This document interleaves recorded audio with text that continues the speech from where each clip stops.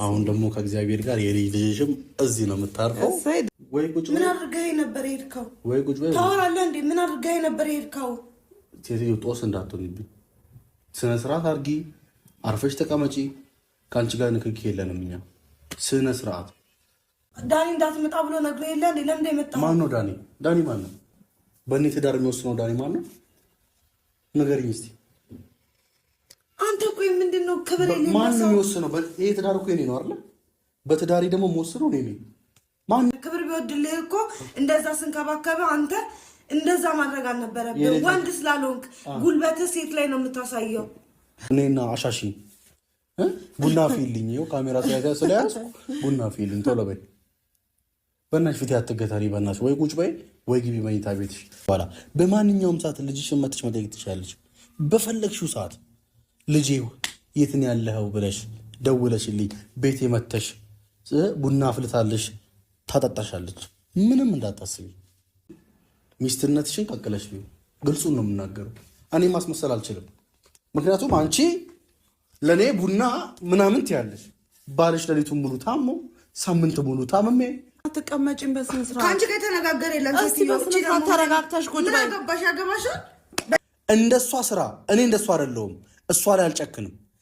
እሷ ቤት ትሆናለች የሚል ስጋት ቤቱን አስተካክዬ ልጠብቃት ብዬ ቤቱን ገልጥዬ ባልገባ ኖሮ ዛሬ ቤቷ አትኖሪም። እንደዛ ኩርምት ብለሽ ራስሽን ታጪ ነበር። እኔ እንዳንቺ አይደለሁም። እኔ ግን ተኮራምቼ ተኝቼ አንድ ቀን እንደው በሬን እንድቻ አልነካሽም አንቺ።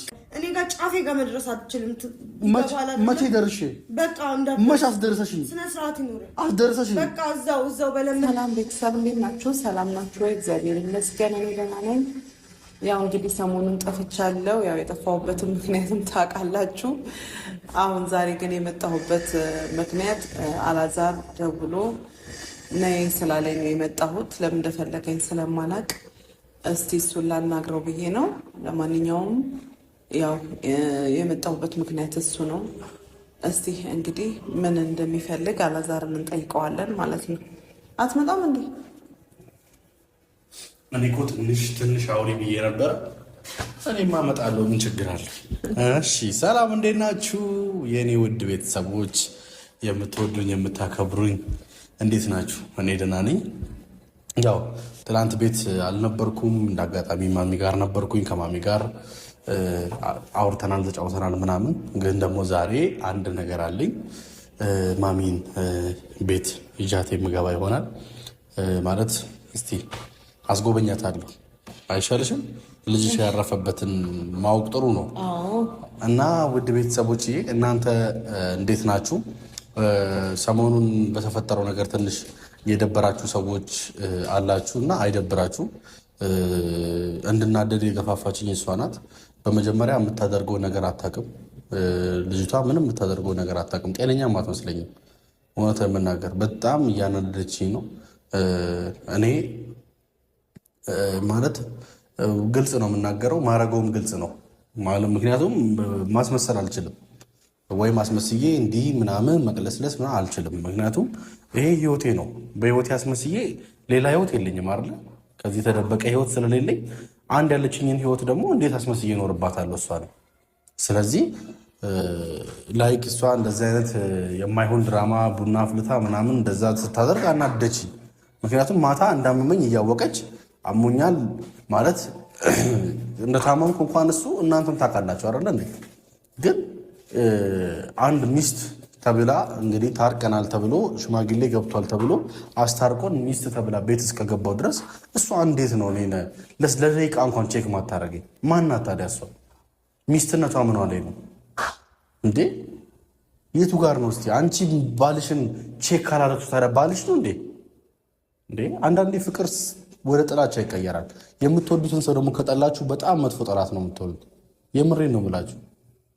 ስለዚህ እኔ መታ ደግሞ እንደዛ ስታስመስል አልቻልኩም። በቃ አናደደችኝ በጣም እውነት ለመናገር በጣም ነው የተናደድኩት። እንዴ ለምንድን ነው በቃ ሰው ልጅ ይናዳል እንዴ? እናንተ በቃ ተናደድኩ፣ ማድረግ ያለብኝን አደረግኩ። በቃ ቡናው ደግሞ ይፈላል መሰለኝ።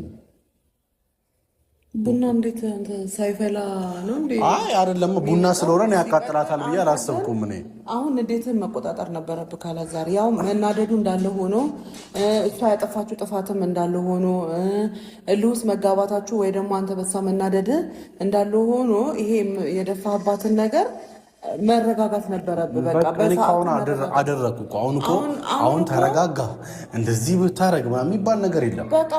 በቃ እኔ አንድ ነገር ለመናገር የምፈልገው እኔ ሚስቴ ላይ ነው እንደዚህ ያደረኩት። በቃ እናንተም አጉል ተቆርቋሪ አትሆኑ። እውነት ለመናገር ሚስቴን ከኔ በላይ ትወዷታላችሁ፣ ከኔ በላይ ታስቡላታላችሁ። ብትጎዳዩ ነገር ብትሆን ትደርስላታላችሁ። አደርሱላት፣ የምደርሰው እኔ ነኝ። ስለዚህ የኔ ነው፣ ለኔ ትቀርባለች እሷ። ስለዚህ እሷን አሁንም ወደማይሆን ነገር አትገፋፋት ፕሊዝ። እኔንም አታናዱ። በቃ ባይሆን ምከሯት፣ ትዳሯን እንድታስተካክል፣ ማስመሰሏን እንድታቆም፣ በስነ ስርዓት ትክክለኛ ትሪትመንት፣ በቪዲዮ ሳይሆን ከቪዲዮ ውጭም ትክክለኛ ትሪትመንት ያስፈልገኛል እንጂ ይሄ አጉል ወደዛ ሂድ ወደዚህ ሂድ እያላችሁ የማይሆን ነገር እኔ ማየት አልፈልግም። በቃ ግልጹን ስናገር ማለት ነው። ስለዚህ እናንተ ማድረግ ያለባችሁ ነገር ላይክ እኔን ጀጅ ከማድረግ ይልቅ እሷ አንቺም ትዳርሽን በስትክክል አስተካኪ፣ ነገሮችን በስትክክል እንዲሄድ አድርጊ፣ ቤትሽን በስትክክል ምሪ በሏት። ይህነት የምናገረው ከዛ ውጪ ምንም ሌላ ሀሳብ የለኝም። በቃ ትዳሬን በስትክክል ማከብር፣ ትዳሬን የምወድ ወንድ ነኝ። እሷ ግን ትዳሯን ካልፈለገች፣ ባሏን ካልወደደች ደግሞ ምንም ማድረግ አልችልም። የሚመጣውን እንዳደረግኳት ሆና ትኖራለች። እንዳደረግኳት አይ ካለች መውጣት ትችላለች። እንድትወጣም ደግሞ አልፈቅድላትም። መናገር የምፈልገው ይሄንን ነው። ነይ እንግባ። ለማንኛውም አሸንፍ